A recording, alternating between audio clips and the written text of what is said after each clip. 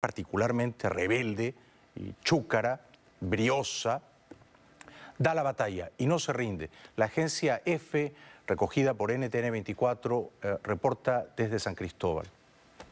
Cristóbal, en Venezuela. Desde el pasado 12 de febrero, las barricadas o guarimbas, como se les conoce aquí, han redibujado el paisaje de la capital del estado de Táchira, hoy un símbolo de la oposición venezolana. Tras casi 3 semanas de agitación civil en el país, la inseguridad en San Cristóbal llevó a sus habitantes a hacer de sus barrios auténticas fortalezas. Más de 200 guarimbas ocupan la ciudad. Los restos de incursión militar, heridas y munición de la Guardia Nacional hablan por sí solos.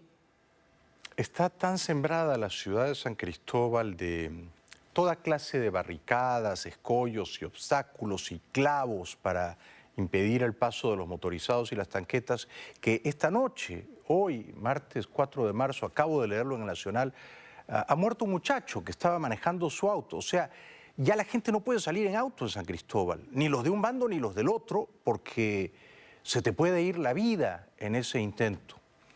Entre tanto, el colaborador de Leopoldo López, Leopoldo está preso en una cárcel militar, lleva 14 días secuestrado, privado injustamente de la libertad, es un preso político más de esa dictadura, y uno de sus lugartenientes, Carlos Vecchio, sobre quien también pesa una orden de captura, ha pasado a la clandestinidad, y enhorabuena. Y estamos contigo, Carlos, y no te entregues y no te dejes aprehender por esos matones. Uno no se puede entregar a la justicia allí donde no hay justicia. En Venezuela no hay justicia, así que espero que Carlos Vecchio consiga ponerse a buen recaudo y encuentre tal vez la protección o el asilo político en alguna embajada de un país amigo. Desde la clandestinidad, Carlos Vecchio, leal a Leopoldo López, ha leído un mensaje vibrante en el que, para comenzar, exige la liberación de todos los presos políticos. A. Liberación de todos los presos políticos y el retorno de los exiliados. B. Justicia para los fallecidos por la represión y el abuso, tanto para los autores materiales como para quienes impartieron las órdenes. Bueno, es un valiente, ¿no? Evidentemente es un valiente. Estos muchachos están dando una prueba de coraje, desafiando a la dictadura. Quien ha dado la prueba mayor hasta ahora ha sido Leopoldo López, me parece a mí. Porque a sabiendas de que no hay justicia, se entregó a los matones. Ese fue un acto de heroísmo puro. Y eso ha afirmado su liderazgo moral y le ha dado una esperanza, ¿eh? Ha redimido del letargo, de la resignación a la oposición venezolana. Y Carlos Vecchio entonces pide la renuncia de prominentes funcionarios de la dictadura chavista. Lo que ha logrado por lo menos Leopoldo López con ese gesto heroico es que sea evidente lo que antes estaba maquillado o encubierto, y es que en Venezuela hay una dictadura neocomunista, una dictadura calcada de la cubana. Por lo menos López ya lo dice claramente, Vecchio también.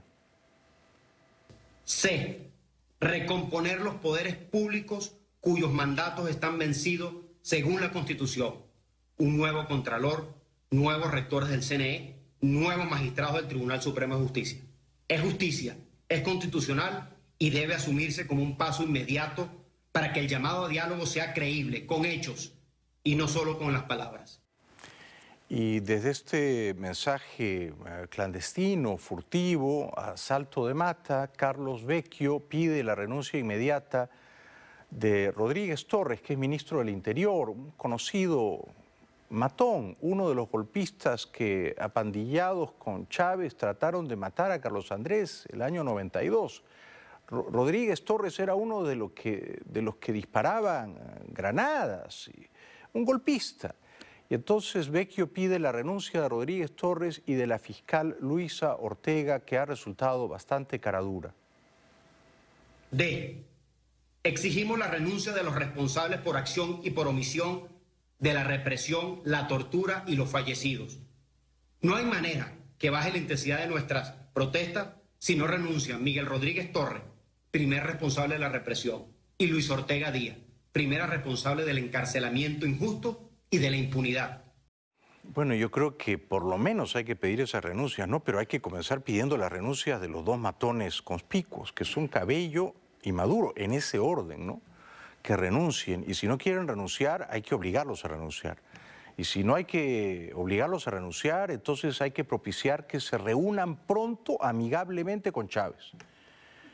Mañana es 5 de marzo, se cumple un año supuestamente de la muerte oficial, yo creo que había muerto antes de Chávez, los estará echando de menos.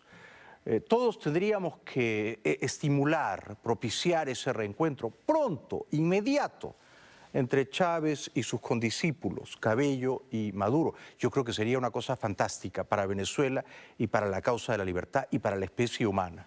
Que puedan hacer allá una larga tertulia en el más allá, sin usurpar de paso las libertades del pueblo venezolano. No han apagado la voz, no han conseguido acallarla. María Corina Machado estuvo el fin de semana en Barquisimeto y está, por supuesto, a la altura de la historia. Ustedes, cada uno de nosotros, representamos en esta hora la voluntad, la determinación, el coraje, la gallardía del pueblo venezolano que no va a aceptar ser doblegado por un régimen que nos tiene de rodillas.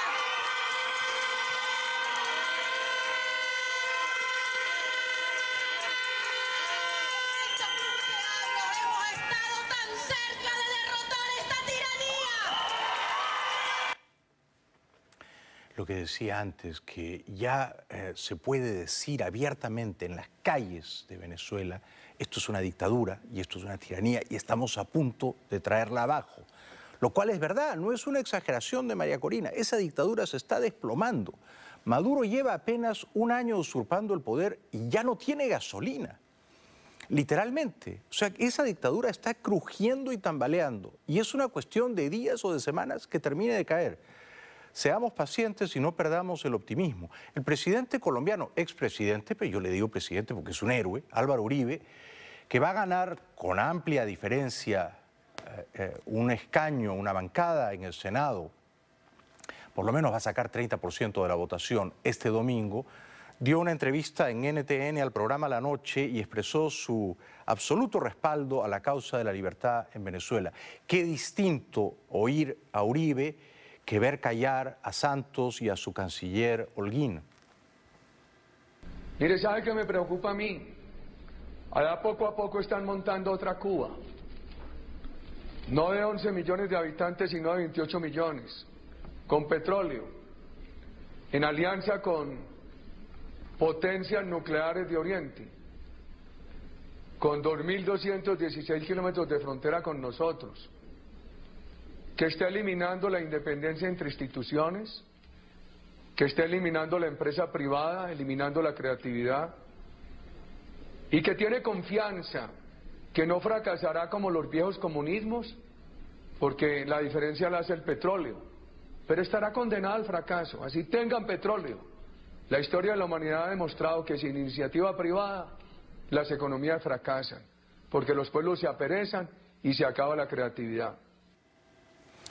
Álvaro Uribe, como siempre hablando claro, y una de las pocas voces que en América Latina no se dejó intimidar por los matones del barrio y se opuso con gallardía y con altivez. Va a ser muy bueno que esté en el Senado colombiano. Su partido Centro Democrático va a tener más o menos la tercera parte del Senado en Colombia. Y desde ahí, una vez que este domingo Uribe gane en el Senado y tenga la tercera parte del Senado, va a poner en jaque a Juan Manuel Santos. Por eso digo que Santos tiene las cosas bien complicadas para ganar, si acaso, y está por verse, las presidenciales en mayo o en la segunda vuelta, que sería en junio.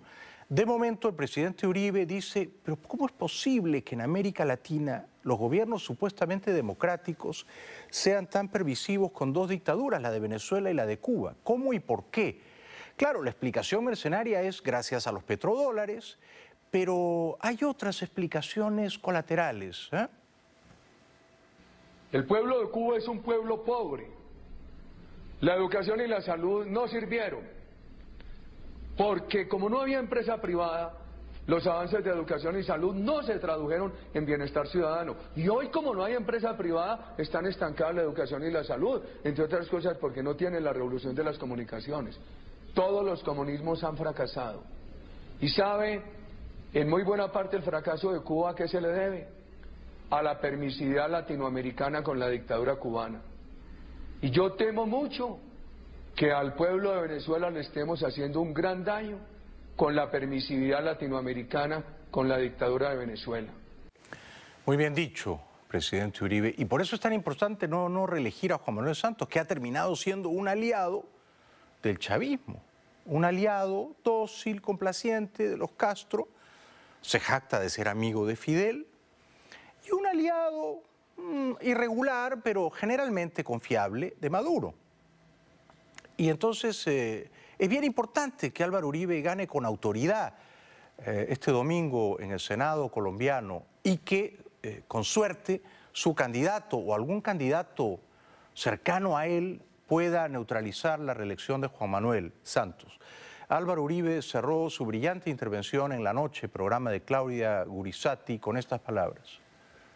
Eso es muy grave, que el silencio de la dirigencia latinoamericana que ayudó a consolidar la dictadura de Cuba, ahora esté abriéndole, despejándole el camino, tendiéndole tapete rojo a la nueva dictadura que es la de Venezuela.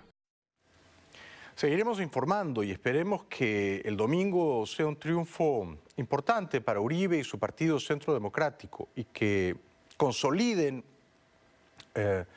un número importante de escaños en el Senado colombiano. Son 100 y pico, 102 senadores creo, y yo creo que Uribe va a ser uno de 30 o de 30 y pico de su partido. Tenemos que ir a la publicidad y luego, como les prometí, va a estar con nosotros un joven cubano de apenas 24 años, Henry Vergara. Él ha venido a contarnos su hazaña. Él escapó de Cuba subido a una tabla e hizo windsurfing y logró sortear los escollos, los peligros y llegar a Cayo Hueso, y eso ahora un hombre libre. Su testimonio por eso va a ser especialmente fascinante. Regresamos con Henry Vergara después de la pausa.